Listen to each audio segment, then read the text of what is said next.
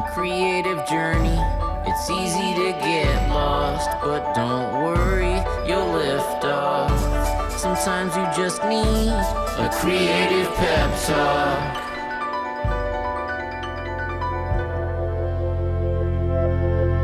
Hey, do you struggle to finish creative projects? Because I do, and that's why I'm excited that today on the show we have Eisner Award winning graphic novelist Sophie Yanow. And I don't know if you know this, but making a graphic novel is a huge freaking task. It is just Herculean, and I don't even know how to do it. I'd like to learn how to do it.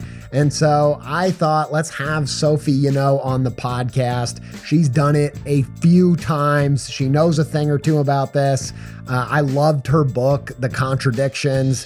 It is just a really great, masterful storytelling of a thing. And she's written a little bit about how she's become someone who can stack creative actions long enough and in one direction consistently enough to make a graphic novel. And I've been really inspired by that. So I was pumped to have her on the show and talk about it. Felt right to have her on the week after episode 500, where we started exploring some of these ideas. Stick until the end of this episode, and I'm going to come back and share with you a practice that comes from Sophie. She coined it and started this thing. It's called a gentle comic habit, and it's really inspiring and cool if you've ever wanted to make consistently, especially if you've wanted to make comics consistently, which I highly recommend no matter who you are. I'll be back at the end to share the pieces of that. But for now, let's get into this juicy chat that I had about creative habits with comic artist Sophie Yanow.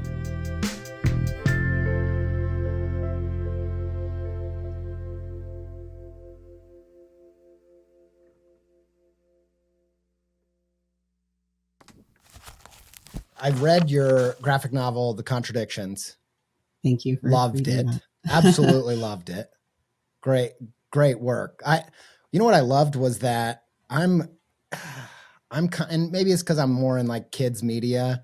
I'm very, I'm a little bit more heavy-handed on like telling them versus showing them.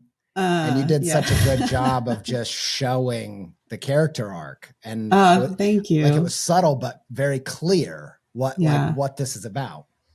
That was kind of the like formalist goal of that project, I guess. Like, oh, really? Well, a lot of my previous work is it's like auto fiction, but my previous work is really strictly memoir and nonfiction and has a lot of my narrative voice in it. A lot of sort of, me writing my inner thoughts or narrating. And for that project, I was kind of like, but what if I didn't? What if I didn't cool. So much? Can I do that? Can I pull that off? So yeah, there's not a lot of like editorial. There's almost none. Like there's it's not like your thoughts. It's really just like, this is what happens.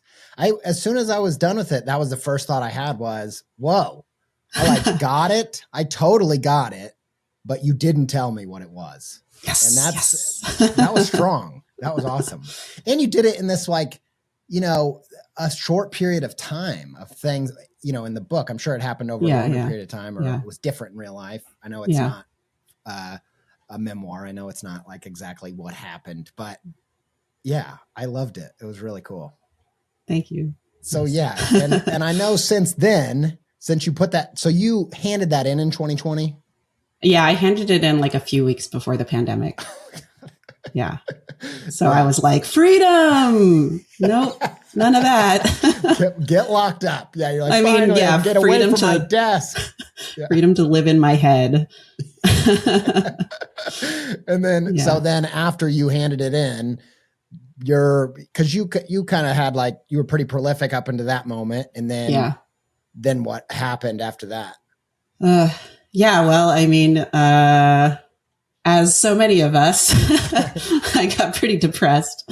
I think, like the post-project slump is a thing, and this was just that to the nth degree. Like, I did do some short work that I had like deadlines for, I used to do a lot of work for this website called The Nib that made really great nonfiction outlet. And so I did a couple of pieces for them over the course of the following year, but, I was so drained from the book, and then nothing was refilling my cup.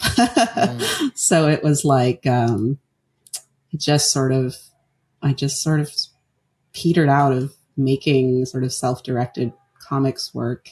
And I was doing other creative things. I was learning how to storyboard, and I started working in the animation industry, and I was doing, but I really like this thing had been such a central thing in my life for like 10 years, felt really dried up. So, yeah.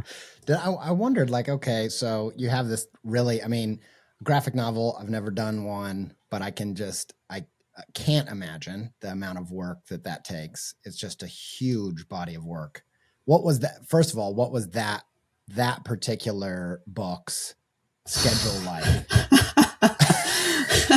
Sorry, I didn't mean to bring it up. It looked like it just like hit you with some serious no. Memories coming at you. No, that book was interesting because it was kind of my albatross, like for a long time. That was in its original iteration. So, I guess we haven't said it all what the story is, but it's like a hitchhiking sort of adventure, coming of age, college era story. So I'll leave it at that for now, I guess. But okay. I had these experiences around like college, encountering like leftist philosophy and praxis, and like trying to live my truth, what I thought was my truth. I don't know, trying to be a good person in this quote unquote good person in this really specific way. And I also went, part of that was I ended up hitchhiking around Western Europe when I was doing a study abroad, and shoplifting and various things that I thought were, under capitalism, this is how we live. Yeah. And, it was a struggle. Anyway, I wanted to do a story about it, but I started, after those experiences happened, I was like, oh yeah, this is my on the road. Like, I'm going to write all about this. And in my senior year of college, I sat down and I drew some pages. And I was like, oh, I don't know what I'm doing. I had been making comics a little bit. I had been doing like independent studies. I didn't know what I was doing. So I put it away. Yeah. And basically that was the story of, I don't know, many, many years where I would, luckily, I guess, I would put it away. I would work on some other kind of comics because I really was obsessed with comics and I wanted to be good at making comics. Yeah. So I would work on these other projects, short things, journal comics, which when I started making journal comics for the first time, which was very influenced by like Linda Berry and sort of Gabrielle Bell and some of all of that stuff, I still felt like, oh, this is practice. This is practice for the big thing. And it is wild to me that I actually eventually figured out how to pull off the big thing. Like, whoa. But it was so hard. When I had to sit down and do it, because I at that point I put out another graphic novel. I had put out shorter work. I had a contract for this book now with Drawn and Quarterly, and I had a deadline and I had to actually do it. And so then that's kind of when I started to get obsessed with habit formation and like behavioral psychology and stuff, because I was like, how do I get myself to sit down and draw this comic in the way that I want to do it, which is a way that I have never successfully made finished artwork before. Yeah. And so that was the first thing that I sort of had to figure out in that regard. Yeah. I love that you're talking about that. This is something that's been on my mind a lot recently, where I feel like maybe I'm missing this. I don't know, but it doesn't seem like there's a lot of artists talking about what to me is the most difficult part, which is how do I get myself to do anything? How do I, like, this is a huge stumbling block. And it's funny because I hadn't really thought about that. That was kind of my way into behavioral psychology and things of that nature. But it was like that. It was exact same. I was just feeling like I'm an out of control monster. Like, I don't know what I'm doing. Like, and so I totally get that. I want to get to the, some of the books and stuff like that in a bit. Yeah. But what was your like routine when you finally got it up and running? Was it a routine or was it just like sit in the chair for ages? Definitely not just sit in the chair. I mean, also to respond to just what else you were saying, like I am also a person who has an ADHD diagnosis, and I got that when I was 30. So that was, and that was when I was just sort of sitting down to really, try to do this. And I just finished like a 30-page comic, and I just was like, why was this so hard? Even though I had done another book before that and whatever, it's just like, why does this continue to be so hard? I'm like, right. Yeah. My routine ended up, well, I found some of the James Clear stuff around habit stuff. And this was before his book came out. So this is during his like blog era. I would say he's sort of a science communicator in a way. Like he's a big nerd, and he's pretty, he's good at writing things clearly. So he was writing about habit formation and, largely based on the work of this guy, BJ Fogg, who's this Stanford behavioral lab guy.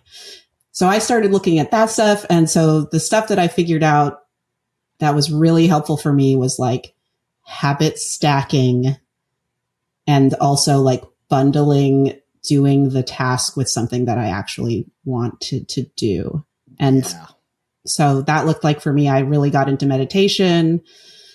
I got into running. So I had this sort of very rigid morning routine where I would like meditate for 20 minutes and then I would go and run.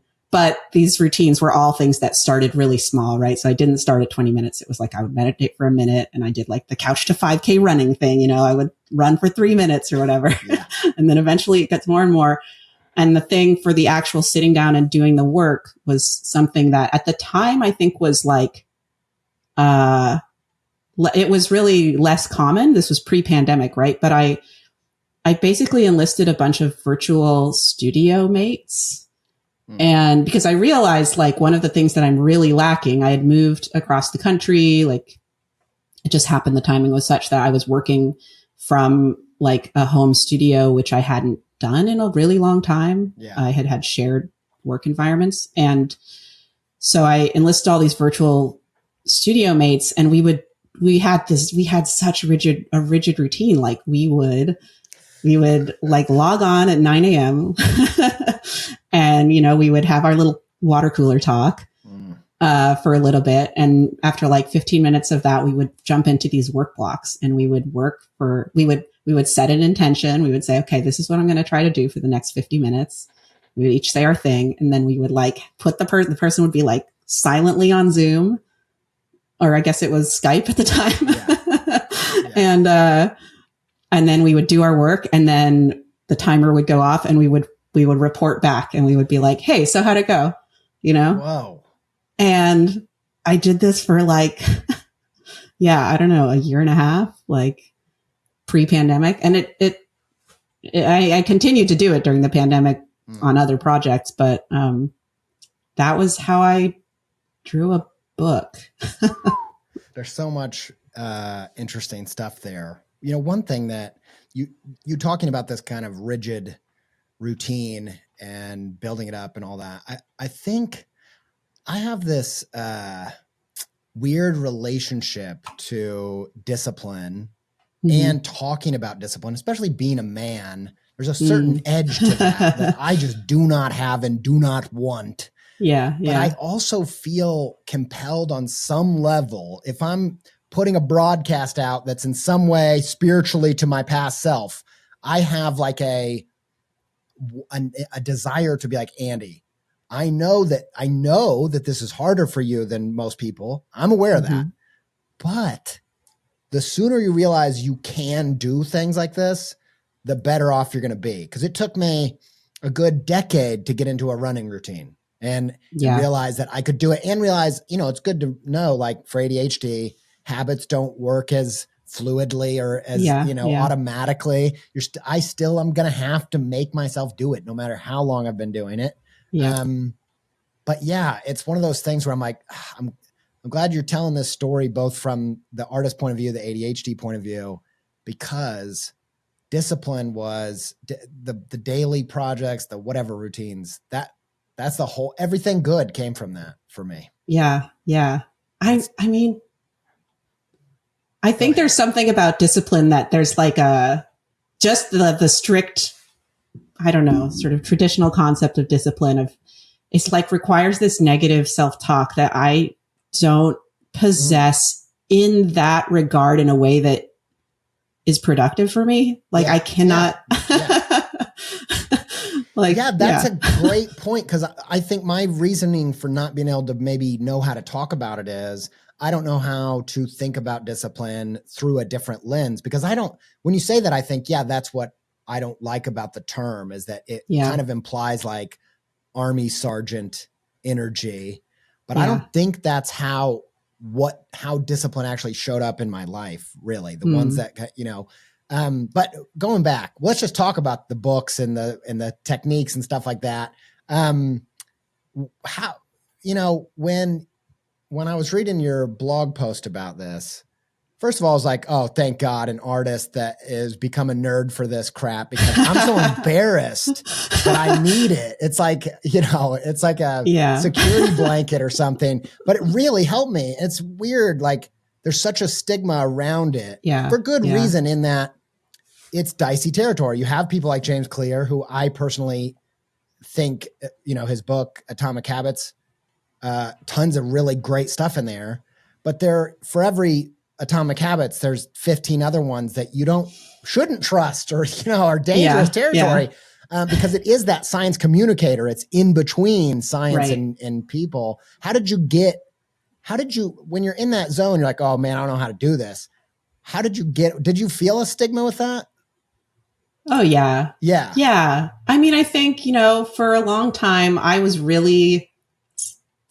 like, okay, if I'm going to be an artist, like, I was like, I'm not going to go to grad school. Yeah. Who goes to grad school? Like, I say this as a teacher of grad school and undergrad now, but I was like, I'm going to figure this out. Like, I'm going to Patti Smith this, like, I got to go and like live my cool life somewhere, man. Like, you got a Jack Kerouac on the road. That was your whole like mindset.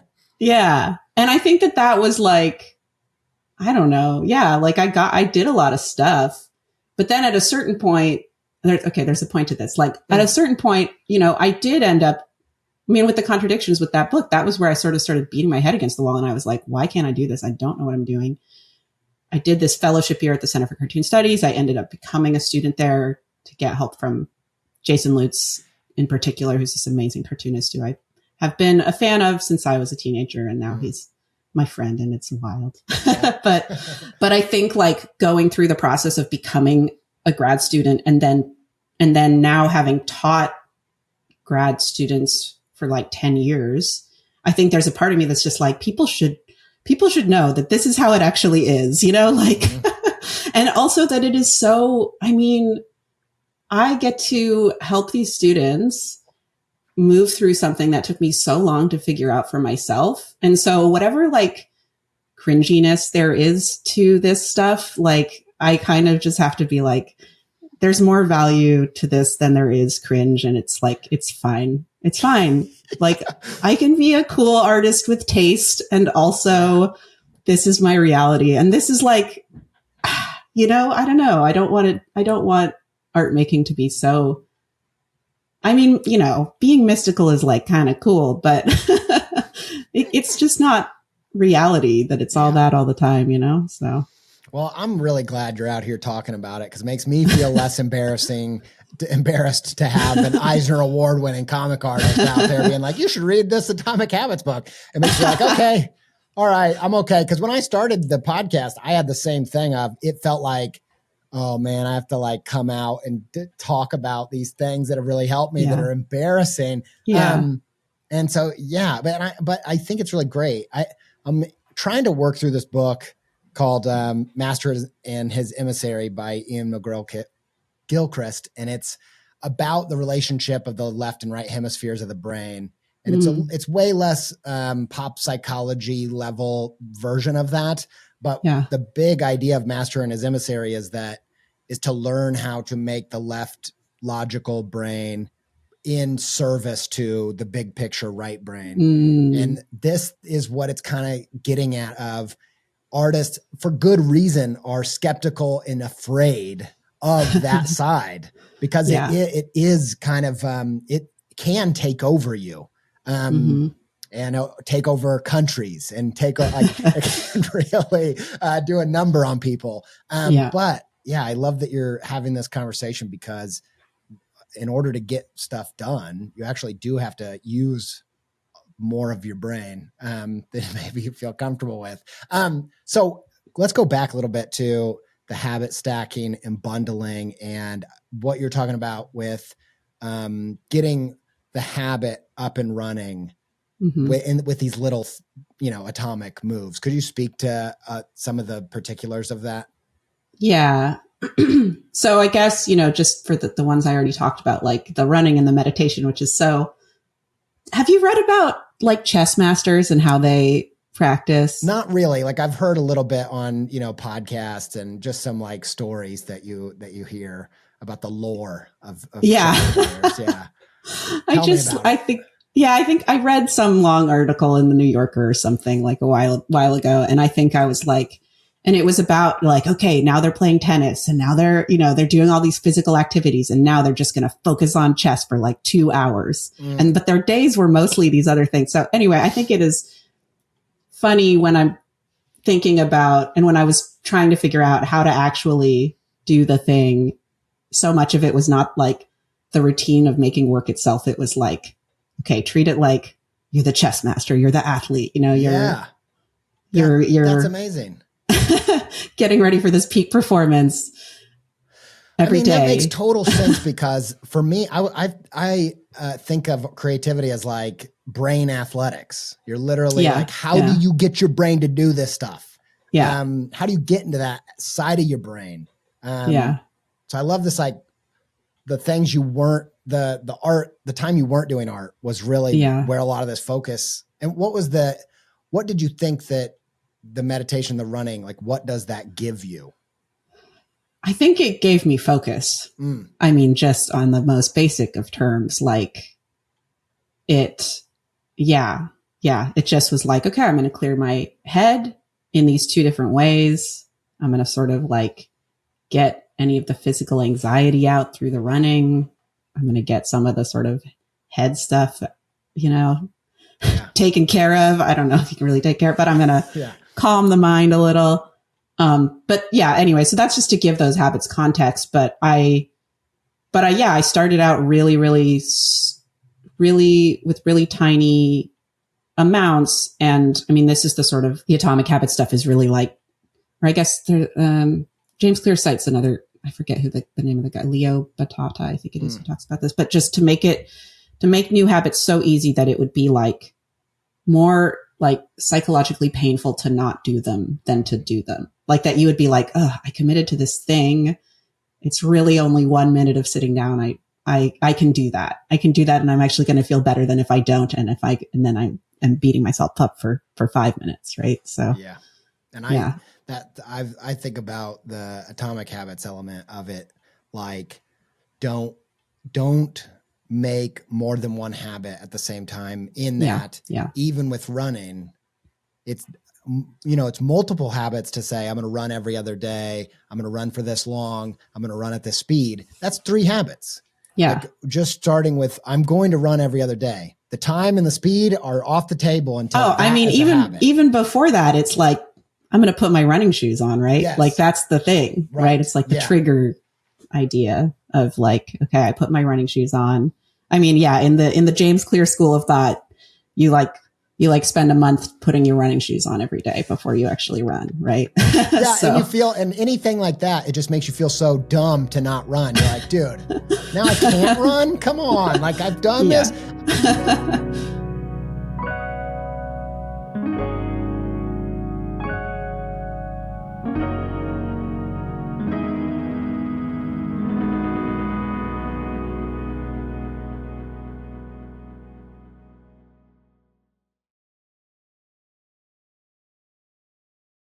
I don't talk a lot about, and for, I think, good reason, I don't talk a lot about medicine, medication. Yeah. It's not my place to talk about that. Okay. Yeah, I gotta yeah. say, I am not medicated for ADHD. There have been times in my life when I was, and I don't have an opinion on what other people do or what they need to do. That's not for me to talk about really, but I can say that medicine or not, these kinds of things like meditation and running were so vital for me doing anything. Yeah.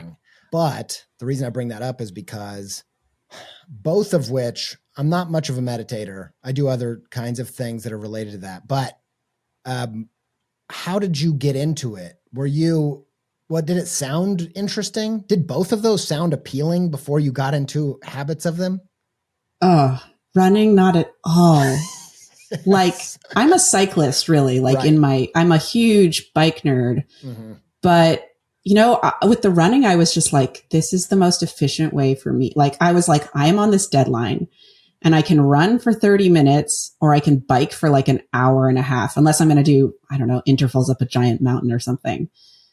So there is a part of my brain that really wants efficiency and, I don't know, whatever that means, but my dad is a huge runner. So maybe there was also a part of me that also had sort of an identity thing, which is useful for building habits, according to the research. True. So maybe there was something where I was like, that would be wild since I hate running, but what if I could do this? It would really make my morning routine real tight. Meditation is something that so I grew up in this place that actually there's a very famous meditation center there. And so it's kind of been in the water, I guess, for me for a long time. Like I used to have in high school, I had an English teacher who would make us all like lie on the floor. I don't know. It was carpeted. I guess they vacuumed it a lot, but, but she would do these guided meditations with us. And it was like, I'm from Northern California. So just to contextualize, it was like everybody would be so excited when it was time to do the meditation in her class. So I don't remember exactly when meditation sort of came into my life as something that was self-directed, but it was something that I knew that when I did do it, I felt a lot better. So I think just getting into a routine with it, I was just like, this is it. This is my time. I have to do this book and I just have to I have to figure out a way to routinize these things that I know put me in shape to actually achieve this. Yeah. Man, it's so funny how I don't feel like this is talked about a lot with creative people. As I'm hearing you say that, I'm thinking, man, like it's literally like the brain being just this muscle of creativity. It's literally like thinking about athletes that aren't taking care of their body. It's so but it's hard. I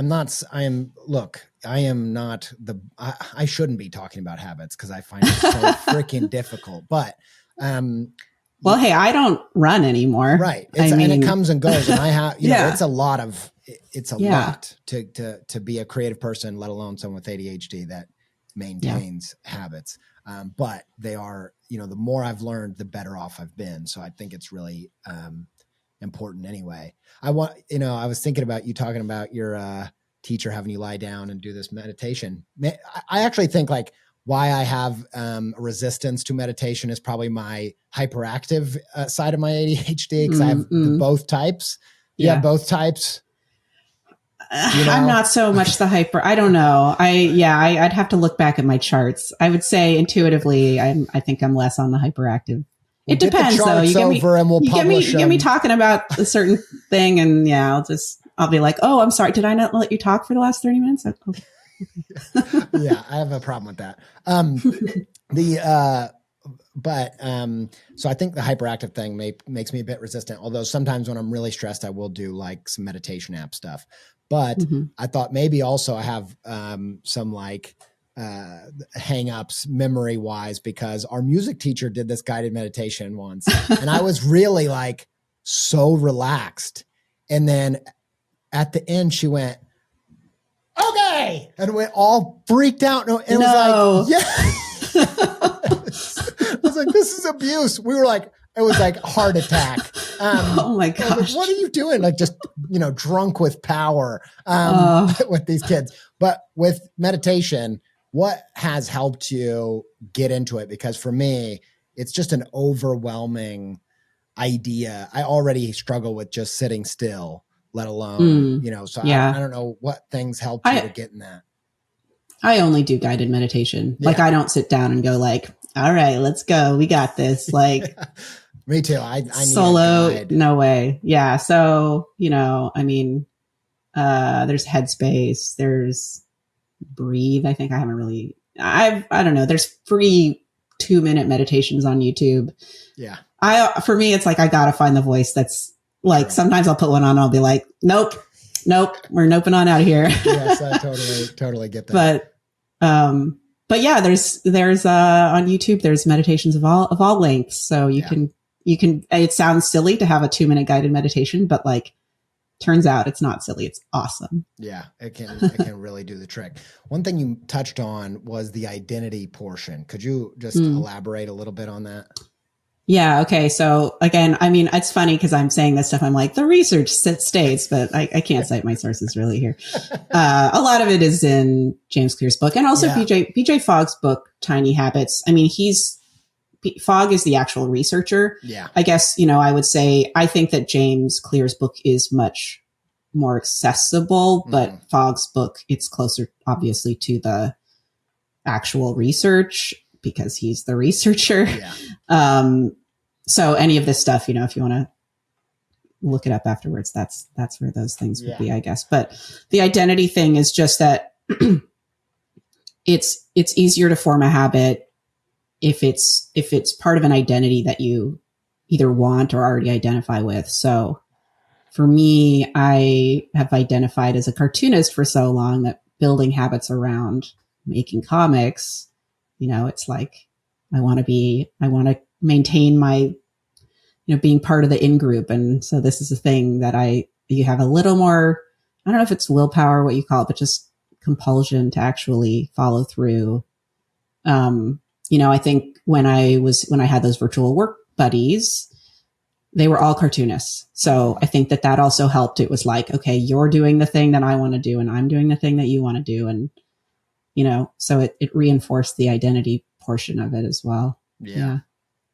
And, when I first started this show, if I would get to a point where I was like, this really just go check out the book. I realized like some people want to do that, but a lot of people that are creative artists, they're actually appreciating me condensing it and translating it to creative people. Totally. So, I'm happy that you're here talking about it because not everybody wants to go read these things. But the identity thing's huge. And I experienced that firsthand where growing up in the Midwest, where not just the Midwest, but my particular family and upbringing, like we had terrible eating habits, like just really, really bad, like fast food, like tons of crap.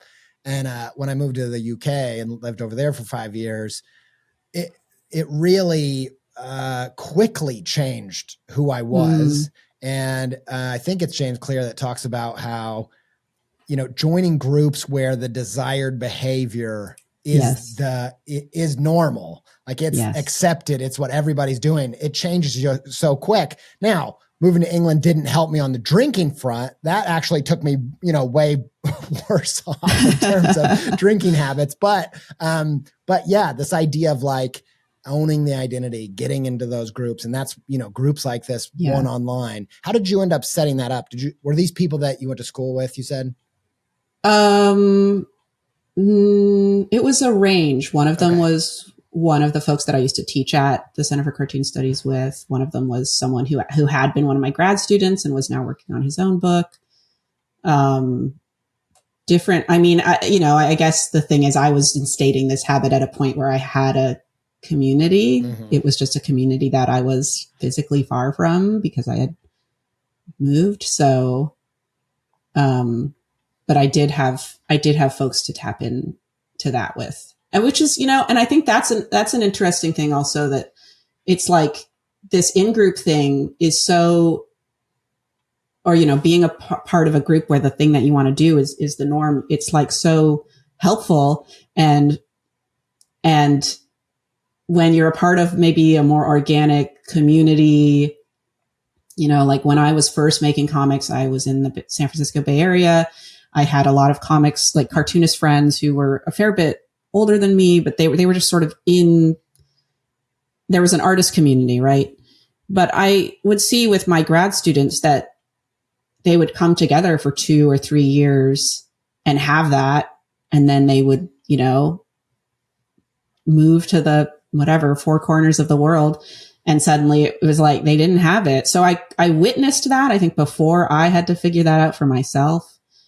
And some of them figured it out better than others. So, yeah. If anyone asks me about should I go to art school, I always say, like, if you can do it without going into tremendous debt, I highly recommend it to be a part of at least some kind of organized community where the desired behavior is the norm. Like that, it's such an important thing. And I wish it was easier to cultivate online. It feels like it should be, but it doesn't. I don't know.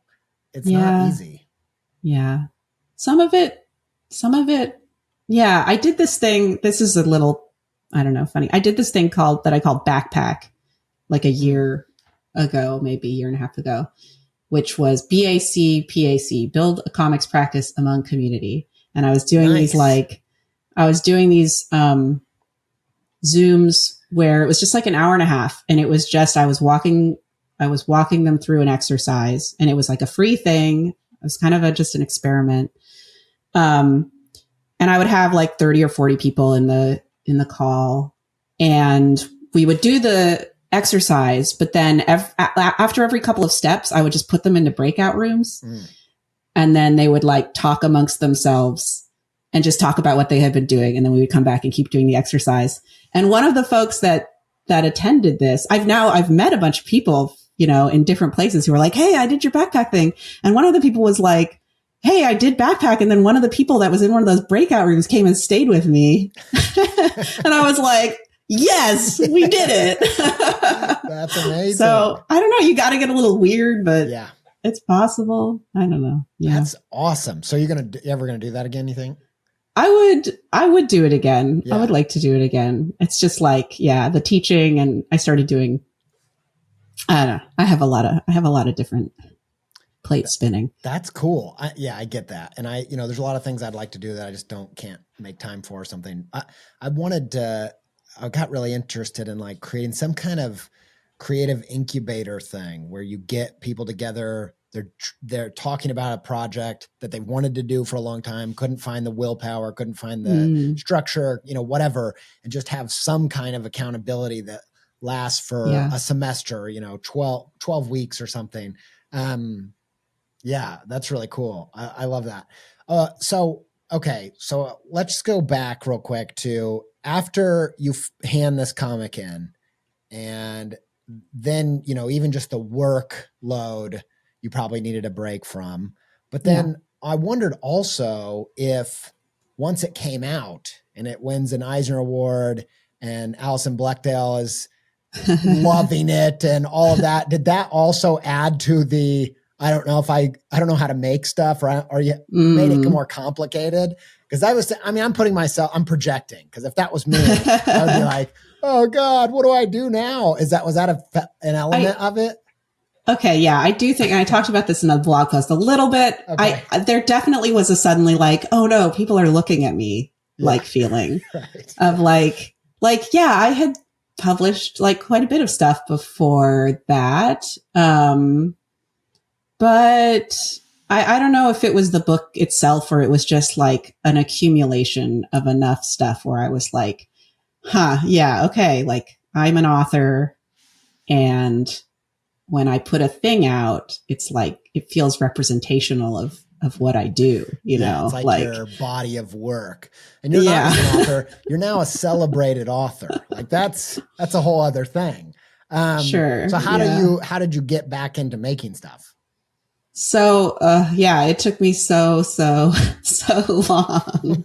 And I just like, it really took me getting fed up and just being like, okay, Sophie, get it together. Like, you want this thing. You've figured out how to do these things in the past that you wanted and you found hard. Like, let's figure it out. So I hadn't, up to and during Making the Contradictions, I had been really into the habit building stuff, but I hadn't had such a focus on it, in the time after it. I think I was just doing a lot of different other things. And so I was like, okay, I'm going to revisit this stuff. Maybe I can get myself out of this slump by doing this. And that was like, it was almost 4 years, I think, after I had handed the book in. So I sat down and I tried to come up with a habit that would address a few different things, like including this fear of putting sort of uncooked work out into the world. I do think that was a big hindrance, like a big root. I think it wasn't just this thing of like, I can't sit down and draw comics. It was like, I am a little bit afraid of showing my soft belly to the world right now.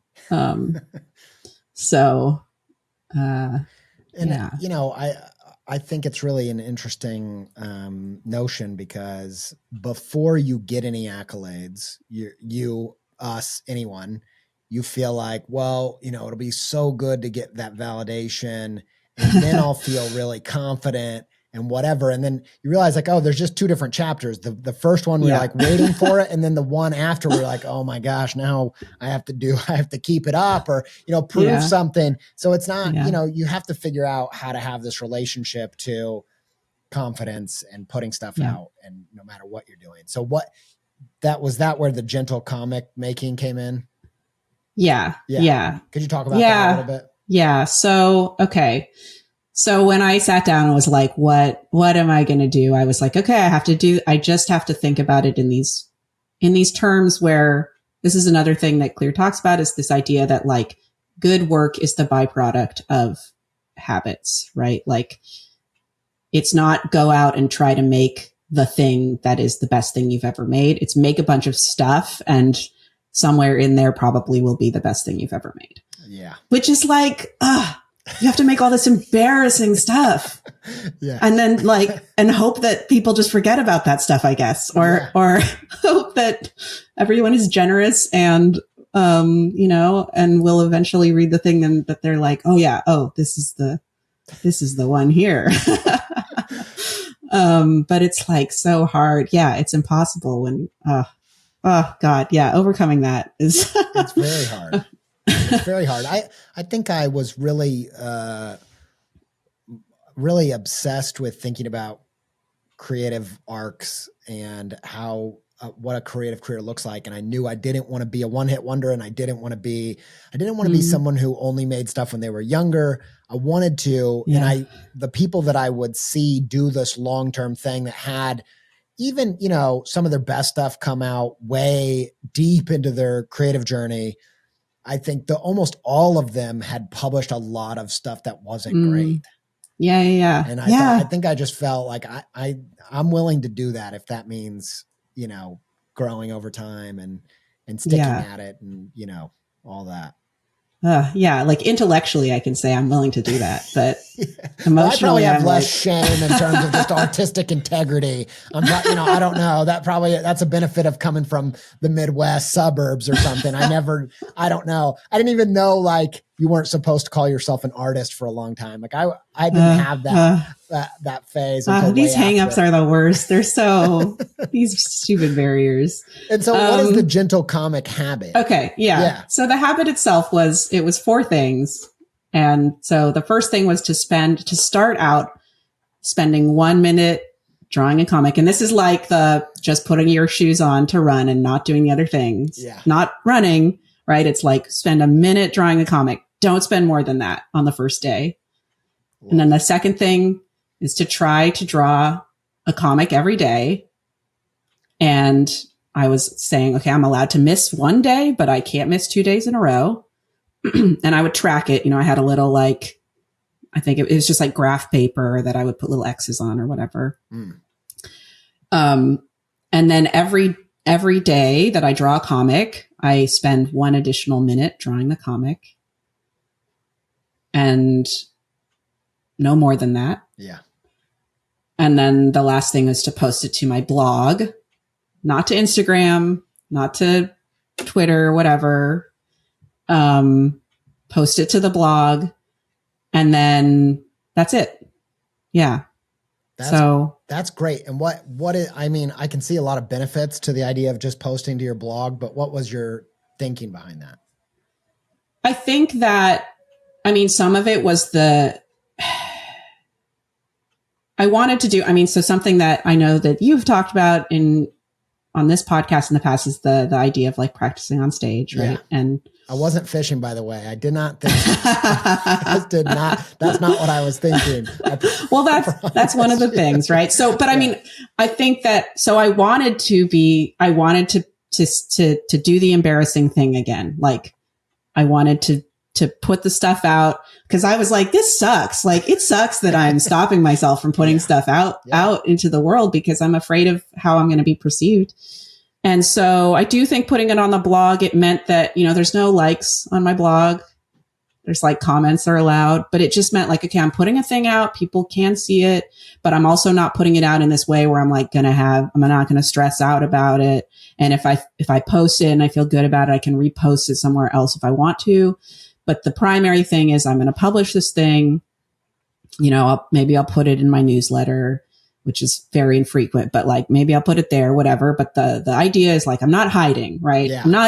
I'm not putting it, on every whatever, plastering it across the land and then having weird feelings when people, like it or don't. Mm-hmm.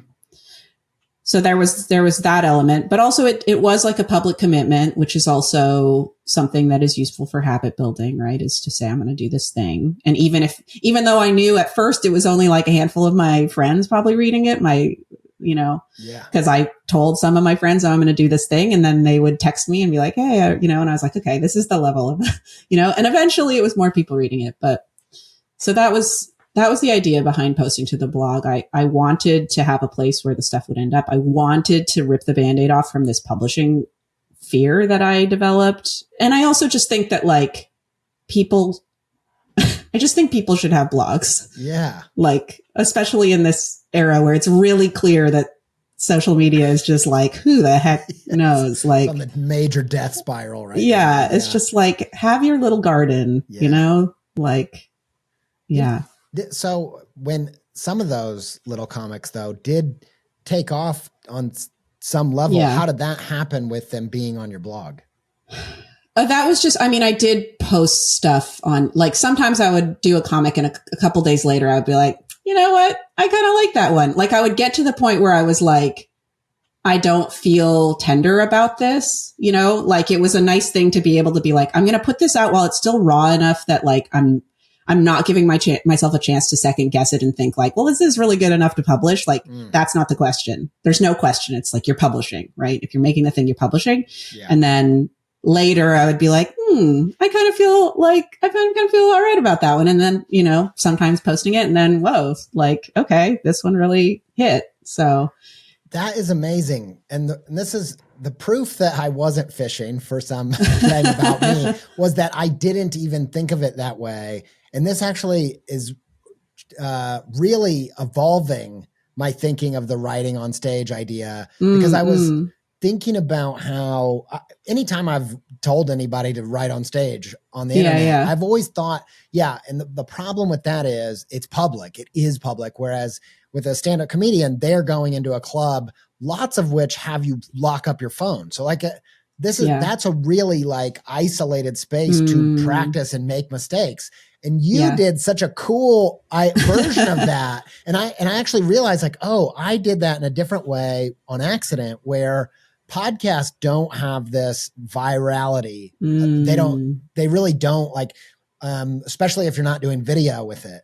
So, doing that for 10 years was really comfortable. Now that we're putting them on YouTube, I'm noticing like, oh, I'm more aware of like, if this could take off in a way that, used to in theory sound really exciting, but now it's like, oh man, that's a totally different thing. So I love this thing that you had where you have this way where you can have a more confined space to try things and put things out regularly. And then have also the delayed thing of, couple days later, if you're like, you know what, actually that one is, I like that one, then you can put it on the next level.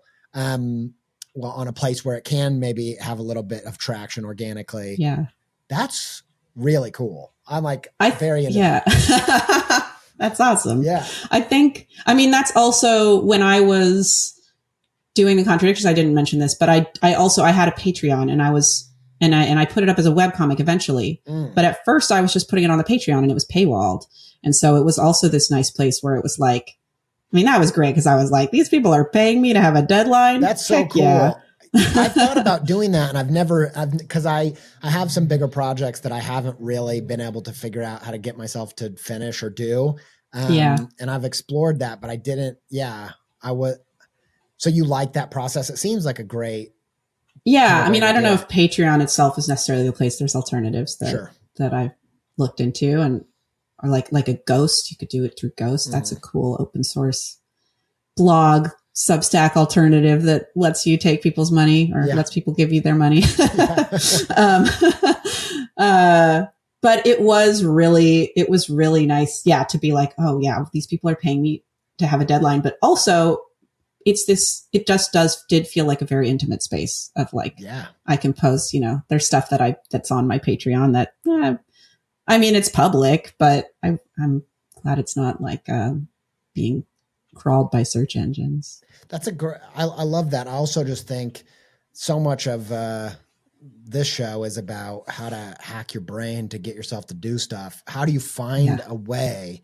And that's a great method for longer term stuff. And I don't, as on the consuming end, like I have people that I support through these various mediums that, writing music and they're releasing demos and all that. And I'm like, I'm happy to be supporting that. And I like the early access, and the people that don't just don't sign up. That's just the deal. Yeah. That's awesome. Well, okay. I loved your blog post. Where can people go find that? Cause a lot of this stuff is kind of bullet pointed in there. Yeah. So my website is sophieyanow.com, which is Sophie with a PH, SOPHIE. And then my last name is YANOW.com. The URL is just sophieyanow.com/a gentle comics habit, but it's a bunch of dashes in between. So, if you go to the website and go to the blog, you kind of have to go back a page right now. Well, a few pages, I guess. I don't know. I'll put it in the show notes too. Yeah. But yeah, it's on the blog, and that's really the spot to read it. Cool. Later, I don't know what you have in the works, but I'd love to have you back and just chat through some of the creative side, the story side. I have so many more questions now about your thinking around showing, not telling, and how you were wanting to work that stuff out, but also future projects. So when you have the next stuff come out, let's talk. One more thing about the blog though. Yeah, go ahead. I put a little hashtag in there, the gentle comics habit, and people have been posting, lots of people have been doing it. It's amazing. It's really fun to watch, and they're still doing it. It's been about a month now since I posted that, and there are people who have been doing it for the whole month. There are people who started, fell off, but there are also people who are starting now, and it just I'm just sort of looking at it, and I'm like, this is very charming and really cool to see it actually working for people, and people are posting and saying like, wow, this is working.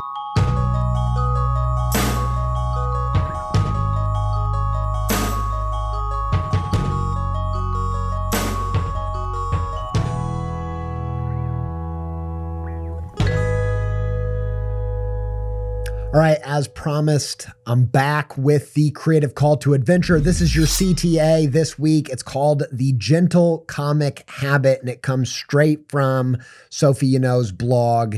These are the rules. You spend 1 minute drawing/writing your first comic. That's number one. Number two is try to draw a comic every day. It's okay to miss a day, but don't miss 2 days in a row. Number three, spend an additional minute each time you draw a comic. So day 2, you're doing 2 minutes. Day 3, you're doing 3 minutes. Day 4, you're doing 4 minutes, so on and so forth. You're building that habit over time. And then number 4 is to post it Sophie posts hers to her blog. You could post it to Instagram. You could post it to Substack, but there's an element of accountability there.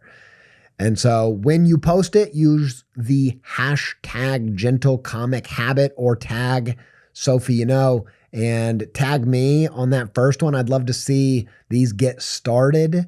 I think this is just such a brilliant way to get that visual brain, the symbol brain, and the writing brain going and working up over time. Even if you're a musician, I could see how this would fit into your practice, or a filmmaker. I think it's kind of like a visual journal of some kind. I think it's really powerful, really interesting, in a way to not just be creative whenever you want, but make it a practice and a habit. So I'm super glad that Sophie started this and came on the show to share it. And I think there's just a lot of rich material here. Thank you, Sophie Yanow, for showing up on this episode with such brilliant things to talk about. It was great to connect with you. Hopefully we get to speak again sometime. Massive thanks to another Sophie Miller, who is an editor and producer on this show. Massive thanks to Connor Jones of Pending Beautiful for audio and video edits and sound and video design and animation for us on YouTube. Massive thanks to Yoni Wolf and the band Y for our theme music and soundtrack. And thanks to all of you for listening. Until we speak again, stay pepped up.